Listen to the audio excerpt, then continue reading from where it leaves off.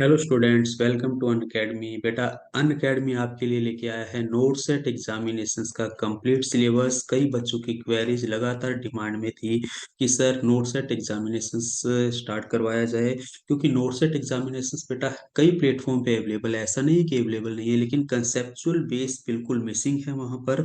और कई जगह पर ये एग्जाम जो स्टार्ट तो किया गया लेकिन कंप्लीट नहीं हुआ। मैं पर्टिकुलर किसी चैनल्स की बात नहीं कर रहा हूँ, कई जगह पर ये नोटिस देखने को आया, ये लोड्स ऑफ क्वेरीज थी। इसी कारण से अनअकैडमी ने बच्चों की क्वेरीज को लेते हुए, ध्यान में रखते हुए नोट सेट एग्जामिनेशंस को लॉन्च किया है। नोट सेट एग्जामिनेशंस की जहां पर हम बात करें, जैसा कि आप सबको पता है कि ये एग्जामिनेशन पर्टिकुलर नर्सिंग ऑफिसर के रिक्रूटमेंट के लिए लिया जाता है। और इस एग्जामिनेशंस के अंदर नर्सिंग के काफी सारे सब्जेक्ट हैं। उन्हीं में से बेटा एक मोस्ट इंपॉर्टेंट टॉपिक हमारे पास में हॉस्पिटल एंड क्लिनिकल फार्मेसी का है, और एक इसका क्रूशियल टॉपिक आज मैं लेके आया हूँ, एडवर्स ड्रग रिएक्शंस। तो एडवर्स ड्रग रिएक्शंस क्या होता है इसको हम समझेंगे। लेकिन सबसे पहले अगर हम बात करें कि एक ड्रग क्या है हमारे पास में और उसका एडवर्स ड्रग रिएक्शंस का क्या मतलब है। देखिए, ड्रग की जब भी हम बात करें, ये ड्रग हमारी बॉडी के साथ में किस तरह का इंटरेक्शंस रखती है। जब ड्रग हमारी बॉडी में इंट्रोड्यूस होगी तो इस ड्रग का क्या एक्शन होगा, क्योंकि हमें पता है कि हम पर्टिकुलर कोई भी ड्रग दे रहे हैं तो उस ड्रग को किस लिए दे रहे हैं, ताकि उसका हमें थेराप्यूटिक रिस्पॉन्स मिल सके। थेराप्यूटिक रिस्पॉन्स का मतलब, सिंपल शब्दों में हम अगर आपसे बात करें, कि इस ड्रग का जो हम डिजायर्ड इफेक्ट चाहते हैं वो हमें मिल जाए। और हम ऐसा भी नहीं चाहते कि हमें हाइपर इफेक्ट मिले, या दूसरे शब्दों में कहें इसकी कोई टॉक्सिसिटी प्रोड्यूस हो, जिससे कॉमन लैंग्वेज के अंदर बेटा आप साइड इफेक्ट के नाम से जानते हैं। ये तो रही बेटा बात ड्रग का बॉडी में इफेक्ट करने की। हो सकता है बॉडी इस ड्रग पर कोई ना कोई इफेक्ट डालती हो, डेफिनेटली कोई टॉक्सिसिटी कोज करती हो, या बॉडी के कुछ अदर केमिकल्स, दूसरे शब्दों में कहूँ, बॉडी का जो केमिकल कंपोजिशन है, क्या वो केमिकल कंपोजिशन भी इस ड्रग केमिकल के साथ में अफेक्टेड होता है या नहीं होता। Moral of the story, what drug does the body, मेरा एम क्या है, what drug does the body, हमारा जो ड्रग है वो बॉडी के साथ क्या करता है। या फिर दूसरे शब्दों में कहूं कि what body does the drug, what body does the drug. मेरे को बस यही दो ही कंसेप्ट सीखने हैं बेटा, कि मेरी जो ड्रग है वो बॉडी के साथ क्या कर रही है, और मेरी बॉडी है वो ड्रग के साथ क्या कर रही है। क्या ये दोनों के दोनों पैरामीटर मेरे पास में डिजायर्ड इफेक्ट के अंदर पॉसिबिलिटीज हैं। अगर है, यानी कि कोई भी साइड इफेक्ट नहीं आता, तो किसी भी तरह का एडीआर नहीं होगा। आप जैसे कि कॉमनली सुनते हैं बेटा, पर्टिकुलर कोई ड्रग होती है, पर्टिकुलर स्पेसिफिक फूड के साथ में क्या है बेटा, अवॉइड की जाती है। ऐसा किस लिए किया जाता है, क्योंकि फूड का पर्टिकुलर कोई कंपोजिशन ड्रग केमिकल के साथ में इंटरेक्शन कर सकता है, साइड इफेक्ट दे सकता है। तो बेसिकली एडवर्स ड्रग रिएक्शंस का एम ही यही है।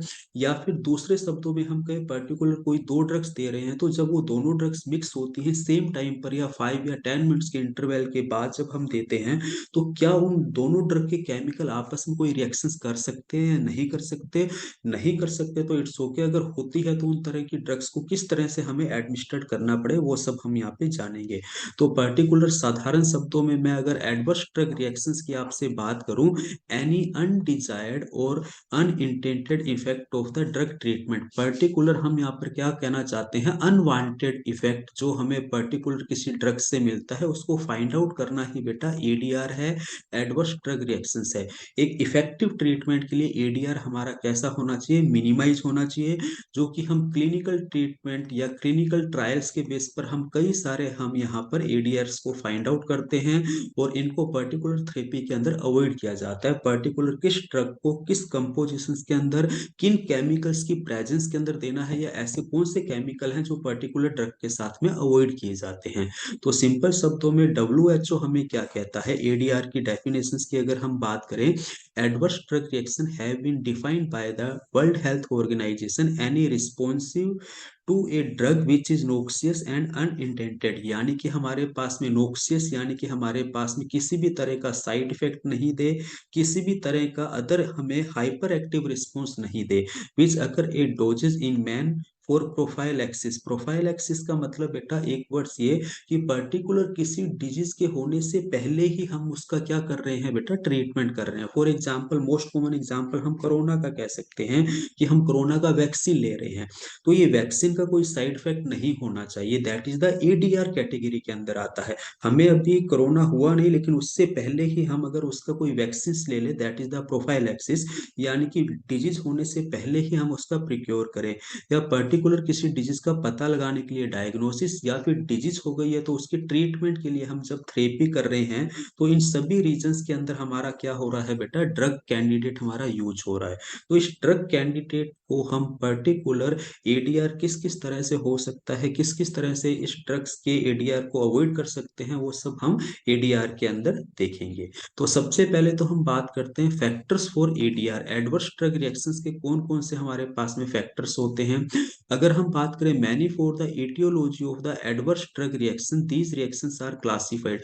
एडीआर यानी कि जब हमारी बॉडी के अंदर कोई ड्रग जा रही है तो किस तरह से साइड इफेक्ट दे सकती है, या सिंपल शब्दों में कहें, पर्टिकुलर साइड इफेक्ट किस किस कंडीशंस के अंदर हमें देखने को मिलता है। मोस्ट कॉमन रीजंस तो क्या होता है, एक्सेसिव फार्माकोलॉजिकल इफेक्ट, पर्टिकुलर कोई डोज दी और डोज का जो हमारे पास में कंट्रोल्ड इफेक्ट आना चाहिए वो तो मिल ही रहा है, लेकिन उसके अलावा कई बार हमारे पास में डोज क्या हो गई बेटा, हाइपर एक्टिव हो गई। क्या हो गई, हाइपर एक्टिव हो गई। कई बार हम देखते हैं इंसुलिन के जो पेशेंट हैं, इंसुलिन डिपेंडेंट, जिसको हम टाइप फर्स्ट डिजीज भी बेटा कहते हैं, तो इंसुलिन कई बार हाइपोग्लाइसेमिक कंडीशंस पोज कर देता है नॉर्मल कंसेंट्रेशंस में देने के बावजूद भी, क्योंकि पेशेंट की बॉडी ने यहाँ पर हाइपर एक्टिव रिस्पॉन्स दे दिया। तो कई बार क्या होता है, नॉर्मल डोज होते हुए भी हमें एक्सेसिव फार्माकोलॉजिकल इफेक्ट मिल जाता है।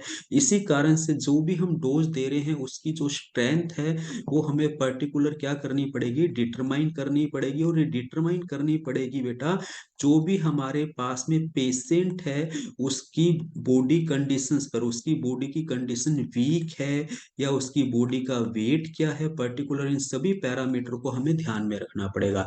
नेक्स्ट है बेटा सेकेंडरी फार्माकोलॉजिकल इफेक्ट। बेटा इसका एक मोस्ट कॉमन एग्जांपल मैं एस्प्रिन की बात कर लूं यार। एस्प्रिन हम एक सिंपल शब्दों के अंदर बात करें, इनिशियली क्या है, पेन किलर के रूप में हम ले रहे थे, लेकिन इसका एक सेकेंडरी इफेक्ट हमें क्या देखने को मिला, ये हमारी ब्लड विस्कोसिटी को क्या करती है, कम करती है। लेकिन बाद में बेटा ब्लड विस्कोसिटी कम करना इसका प्राइमरी फंक्शंस बन गया। तो कई ऐसी ड्रग्स हैं जिनके हमें एक से ज्यादा इफेक्ट मिलते हैं, जो कि सेकेंडरी फार्माकोलॉजिकल इफेक्ट क्या होगा उसका, पर्टिकुलर एडीआर इफेक्ट होगा। ठीक है। Allergic drug reactions, allergic drug reactions का मतलब कई ड्रग्स लेने के बाद, जैसे कि हम बात कर ले, हमें हेडेक जैसी कंडीशंस मिल जाती है, या नोजिया जैसी कंडीशंस मिल जाती है, या वोमिटिंग देखने को मिलती है, तो पर्टिकुलर हमारा बॉडी का जो इम्यूनिटी सिस्टम है वो हाइपर एक्टिव हो गया है। दूसरे शब्दों में हम ऐसा कह सकते हैं।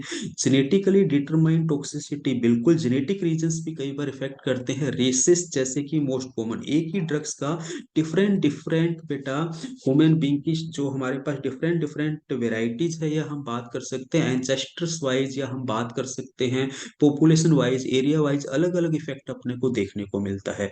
टॉक्सिसिटी फॉलोइंग ड्रग विड्रॉवल, यानी कि अगर हम पर्टिकुलर किसी ड्रग्स को लंबे टाइम तक यूज कर रहे हैं और उसे बंद कर देते हैं, तो उसके बाद उसके टॉक्सिसिटी हम या विड्रोवल सिम्टम्स हमें देखने को मिलते हैं। तो एक एक करके हम इन सब के बारे में बात करेंगे। सबसे पहले तो हम बात करते हैं बेटा एक्सेसिव फार्माकोलॉजिकल इफेक्ट। मैंने तुम्हें बोला कि excessive pharmacological hyper active response, simple शब्दों के अंदर मैं यहाँ पर क्या कह सकता हूँ, मुझे हाइपर एक्टिव रिस्पॉन्स देखने को मिलता है पर्टिकुलर किसी ड्रग का। और इसके अंदर मोस्ट कॉमन कैटेगरी हमारे पास में कौन सी है, सीएनएस डिप्रेशन पेशेंट के साथ में हमें देखने को मिलेगा। जो कार्डियोवैस्कुलर पेशेंट हैं उनके साथ हमें देखने को मिलता है हाइपरटेंसिव एंड हाइपोग्लाइसेमिक। मैंने अभी तुमसे थोड़ी देर पहले हाइपोग्लाइसेमिक की बात भी की, जैसा कि मोस्ट कॉमन मेरे को इंसुलिन के केस के अंदर ऐसा देखने को मिलता है।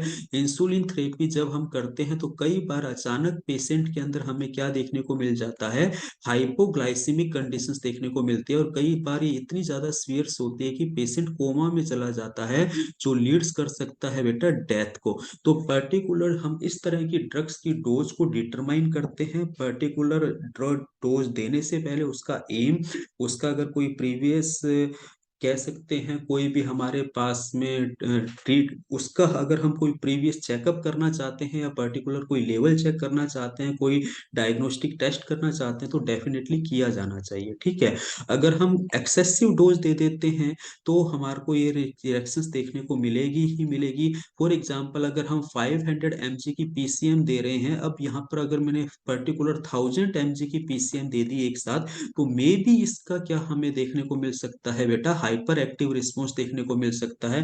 पर्टिकुलर यहाँ पे पीसीएम मैंने एक सिंपल एग्जांपल दिया, सेडेटिव जैसी ड्रग्स के अंदर ये केस हमें मोस्ट डेंजरस देखने को मिलता है, जैसे कि एल्प्राजोलम है।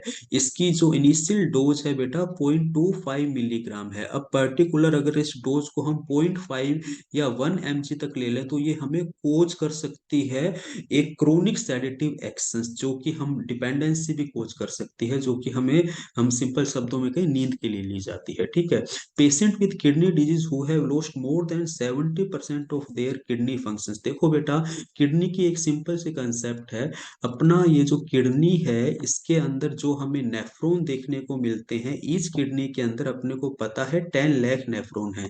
अब अगर हम अपनी एजिंग के अकॉर्डिंग चले तो एवरी 40 ईयर्स के बाद, क्या बात कर रहा हूँ, 40 ईयर्स के बाद क्या होगा, एवरी 10 ईयर में, ठीक है, 40 ईयर्स की एज होने के बाद एवरी 10 ईयर्स के अंदर हमारे 10% नेफ्रॉन क्या होने लगते हैं, डिस्ट्रॉय होने लगते हैं। यानी कि जब हम 50 ईयर्स की एज में होंगे तो मेरे पास 90% ही नेफ्रॉन बचे हैं। ठीक है, 60 ईयर्स के अंदर होंगे तो मेरे पास 81% टोटल नेफ्रॉन बचे हैं। तो अल्टीमेटली हमारे नेफ्रॉन्स कम होते जा रहे हैं, किडनी हमारी वीक होती जा रही है, तो हमारी ड्रग कैंडिडेट का जो फिल्ट्रेशन है वो किडनी के द्वारा ही होना है, नहीं तो ब्लड में वो हायर कंसंट्रेशन के अंदर एक्यूमुलेट होंगे और फर्दर जो ड्रग की डोज है वो हमें कम करनी पड़ेगी। तो पेशेंट की एज के बेस पर हमें डोज डिसाइड करनी पड़ती है। ठीक है, तो ये मेन एक अपने ने सरल भाषा में समझा है एक्सेसिव फार्माकोलॉजिकल इफेक्ट। नेक्स्ट हम बात करते हैं बेटा एलर्जिक ड्रग रिएक्शंस की। तो ये रिएक्शन हमारे पास में एक्चुअलिटी में मोस्ट कॉमन है लेकिन अनप्रिडिक्टेबल है, यानी कि हम बात नहीं कर सकते कि पर्टिकुलर एलर्जी किस किस कारण से हो सकती है। एक पर्सन जो नॉर्मली क्या कर रहा है, ड्रग्स कैंडिडेट ड्रग्स पर्टिकुलर किसी ट्रीटमेंट के लिए ले रहा है, लेकिन बाई चांस उसने इस ड्रग्स को लिया और फॉर एग्जाम्पल ये कर्ड के साथ में कंपेटेबल नहीं हुई, तो उसको हो सकता है एलर्जिक रिएक्शंस आ जाए। तो पर्टिकुलर हम क्या देखते हैं, हम यहाँ पर ये देखते हैं कि कोई भी ड्रग कैंडिडेट है, अगर वो पर्टिकुलर किसी फूड कंटेंट के साथ में एलर्जिक रिएक्शंस रखता है तो उसको अवॉइड करना चाहिए। जैसे कि हम यहाँ पर बात कर लेते हैं टेट्रासाइक्लिन, जब हम दे रहे हैं तो उसको हम मिल्क के साथ में क्या करते हैं बेटा, अवॉइड करते हैं, नहीं तो हमें लार्ज लेवल पर क्या देखने को मिलता है, एलर्जिक रिएक्शंस देखने को मिलता है। इसके जो सिम्टम्स है बेटा, माइल्ड स्किन रिएक्शन से स्टार्ट होकर anaphylaxis and death occurring very rarely, यानी कि एक क्रोनिक सिम्टम्स तो हमें रेयर चांस के अंदर देखने को मिलता है। The term allergy is to indicate in immunological reaction, simple शब्दों में कह सकते हैं कि हाइपर एक्टिव इम्यूनो रिस्पॉन्स हमें यहाँ पर देखने को मिलता है। हाइपर सेंसिटिविटी, हमारी बॉडी का इम्यूनिटी सिस्टम मोर एक्टिव हो जाता है, ऐसा हम कह सकते हैं। ठीक है, नेक्स्ट हम बात करते हैं allergic reaction due to drug allergy depends upon the following factors. कौन कौन से फैक्टर्स हैं उस पर हम बात करते हैं। The reaction does not resemble the expected pharmacological activity of the drug, simple शब्दों में कि हम जिस पर्पज के लिए ड्रग्स ले रहे हैं, पर्टिकुलर जो उसका फार्माकोलॉजिकल एक्शन हमें मिलना चाहिए वो तो मिला ही नहीं, अनदर हमें कोई दूसरा फार्माकोलॉजिकल एक्शन मिल गया, या फिर हम कह सकते हैं हमें हाइपर एक्टिव रिस्पॉन्स मिल गया। क्या मिल गया बेटा, हाइपर एक्टिव रिस्पॉन्स मिल गया, ये हमें देखने को मिलता है। वही हम बात करते हैं there is delay between initial exposure to drug and development of the allergic reactions. बेटा जब हमने ड्रग ली तो उसका हमें जो रिजल्ट मिलना चाहिए, जो डिजायर्ड इफेक्ट मिलना चाहिए, वो तो हमें इनिशियली बेटा हम ये कह सकते हैं डिले हो गया है। For example paracetamol with in 45 minutes के अंदर अगर ओरल रूट से लें तो हमारा टेम्परेचर कम कर देती है, लेकिन ये अगर 2 आवर्स तक नहीं कर रही तो डिले है हमारा इफेक्ट, और 2 आवर्स के बाद हमें क्या होने लग गया, हेडेक होने लग गया काफी तेज, तो ये हमारे पास में एलर्जिक रिस्पॉन्स आ गया। आपको जानकर हैरानगी होगी बेटा, पैरासीटामोल हमारे पूरे वर्ल्ड की सेफेस्ट ड्रग है, सबसे ज्यादा सेफेस्ट ड्रग के रूप में जानी जाती है, लेकिन इसका भी मोस्ट कॉमन इफेक्ट हमें क्या देखने को मिलता है, हिपेटिक टॉक्सिसिटी देखने को मिलती है। हम कमिंग लेक्चर्स के अंदर इनके बारे में डिस्कशन करेंगे। रिएक्शंस जो रिस्पेक्टिव एक्सपोजर देती है टू ऑल एलर्जेनिक ड्रग्स, ऐसा नहीं है पर्टिकुलर कोई ड्रग्स है, ठीक है, वो अपना एलर्जिक रिएक्शंस दे रही है और उसका allergic reactions other allergic drugs के सिमिलर हो, ऐसा जरूरी नहीं है। उन एलर्जिक रिएक्शंस के सिमिलर भी हो सकता है और उनका हाइपर एक्टिव रिस्पॉन्स भी हो सकता है। अब हम बात करते हैं एक most important concern, toxicity following withdrawal. मैंने कहा तुमसे सिंपल शब्दों में, अगर हम कोई ड्रग्स को लंबे टाइम तक यूज करते हैं और फिर अब हम उसको अगर यूज करना बंद कर देते हैं, हमारा एम खत्म हो जाता है, तो हमारी बॉडी फिजियोलॉजिकली, कई बार हमें क्या देखने को मिलेगा, फिजियोलॉजिकली उस पर डिपेंड हो चुकी है, और कई बार हम देखेंगे कि साइकोलॉजिकली भी हमारी बॉडी उस पर क्या हो चुकी है, ड्रग पर डिपेंड हो चुकी है। इसको हम डिपेंडेंसी, दूसरे शब्दों में कहें एडिक्शन एंड डिपेंडेंसी के नाम से जानते हैं। एक पूरा अलग टॉपिक है जिसे हम डिस्कस करेंगे। सडन विड्रॉवल इफेक्ट हमें देखने को मिलते हैं जब भी हम किसी भी ड्रग्स को लंबे टाइम तक यूज करते हैं, ठीक है। मेनली ये किसके साथ देखने को मिलता है, सीएनएस ड्रग के साथ देखने को मिलता है। नार्कोटिक एनाल्जेसिक्स एग्जाम्पल है, एथेनॉल एग्जाम्पल है, ऑल्सो सब हाइपोटेंसिव एजेंट्स के साथ जैसे कि क्लोनिडीन एंड कोर्टिकोस्टेरॉइड्स के साथ देखने को मिलता है। क्लोनिडीन की अगर हम बात करें तो मोस्ट इंपोर्टेंट है बेटा, एक बार क्वेश्चन आया हुआ है, ये माइल्ड हाइपोटेंसिव एजेंट्स है जो प्रॉपर्टी रखता है रिबाउंड हाइपरटेंशन की, if it is used in discontinued suddenly. अगर मैं इस ड्रग्स को कंटिन्यू बंद कर दूं, अचानक से बंद कर दूंगा, तो ये रिबाउंड कर लेगी वापस हाइपरटेंशन को। ऐसी ड्रग्स जो होती है इसको सडनली स्टॉप नहीं कर सकते, इनको हम, बचना कैसे है, सडनली स्टॉप नहीं कर सकते, इनको हम ग्रेजुअली, बेटा हम यहाँ पर क्या करते हैं, ग्रेजुअली इनको स्टॉप करेंगे, यानी कि इनकी जो स्ट्रेंथ है धीरे धीरे हम बॉडी के अंदर क्या करते हैं, रिड्यूस करते हैं। For example 100 mg initial level पर था तो 75 mg पर आएंगे, फिर 50 mg पर आएंगे, फिर 25 mg पर आएंगे, या फर्दर कोई हमारे पास स्मॉल स्टोज है तो उस पे आएंगे, और इस तरह से हम इसको रिड्यूस करते हैं और विड्रोवल सिम्टम से बचते हैं, ठीक है। अब हम बात करते हैं causes of adverse drug reactions. Causes क्या क्या हो सकते हैं, मैनी फैक्टर रिस्पॉन्सिबल हैं for the adverse effect of the drug in patient receiving. ये हमारे पास में पर्टिकुलर जो एडवर्स इफेक्ट है वो हमारा बेटा डोज है, किसी भी ड्रग की जो डोज है बेटा, वो मोस्ट कॉमन या मोस्ट प्रिंसिपल फैक्टर है एडवर्स ड्रग रिएक्शंस के लिए। फिर उस डोज की ड्यूरेशंस क्या है, toxicity and other individual factor such as, मैंने ऑलरेडी बात की, सेक्स है, एज है, जेनेटिक्स है, compliance of patient and total number of drug administered. हो सकता है पर्टिकुलर दो या दो से ज्यादा ड्रग ले रहे हैं और आपस में उनकी कंपेटेबिलिटी क्या है। फार्माकोकाइनेटिक्स क्या है, फार्माकोकाइनेटिक्स की बात करें, उनके एडीएमई क्या है, हमें ये देखने को मिलते हैं, टॉक्सिसिटी को ये किस तरह से अफेक्ट करते हैं। तो बेटा यहाँ पर मैंने आपको एक बेसिक समरी दी एडीआर की, कि एडीआर हम यहाँ पर किस किस तरह से देख सकते हैं। आई थिंक आपको ये टॉपिक अच्छे से समझ में आया होगा। डिटेल में हम ये लेक्चर जल्दी ही आपको प्रोवाइड करवाएंगे। तो मिलते हैं आपसे, हमारे चैनल को आप सब्सक्राइब कीजिए, बने रहिए हमारे साथ। Thank you, bye bye.